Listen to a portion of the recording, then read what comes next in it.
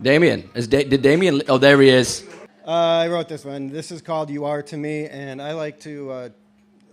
this is kind of combining anatomy with astronomy, sort of, and as a love poem. You are my almost shadow. You are my penumbra.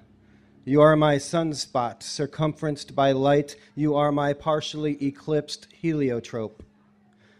You are my fallen petal, apart from the flowery speech, left alone, haloed by the sun's reflection as it drifts on the sea. You are my aqueous humor. You fill the chambered space between how I focus and how I see. You are my cornea. You take breath from my tears. You are my lapsus lingua. I give you the slip of my tongue. You are my faith. A supernova remnant, a nebula surrounding a pair of stars so close together they exchange themselves for each other. Thank you.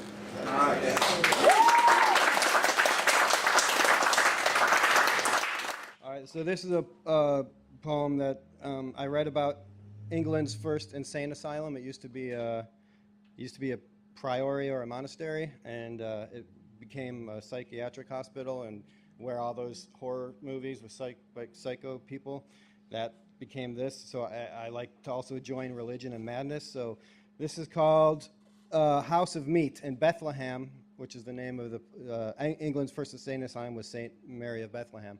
And Bethlehem actually translates from the Arabic literally to house of meat, which is weird.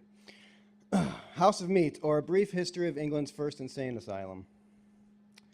From the womb of St. Mary of Bethlehem, Bedlam was born, bifurcated and split in two, escaped from the high window, scaled the walls, flanked the entrance, and lodged there through the centuries to be called by all who entered melancholy and raving madness. Abracadash, the inmate spinning in the elevated chair, inducing vertigo for his health, prays for release.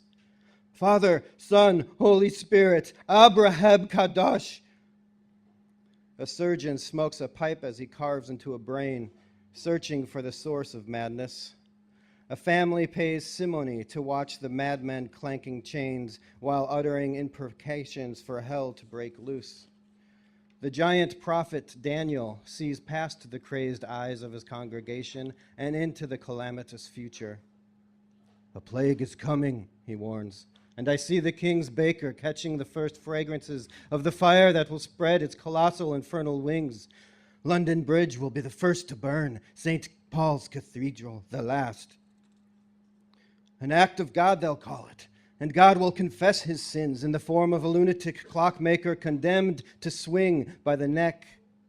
If only he had been delivered to us, the crown of time, its thorny minutes passing round his skull. We could have spawned a new testament, a new church within the walls of Bedlam.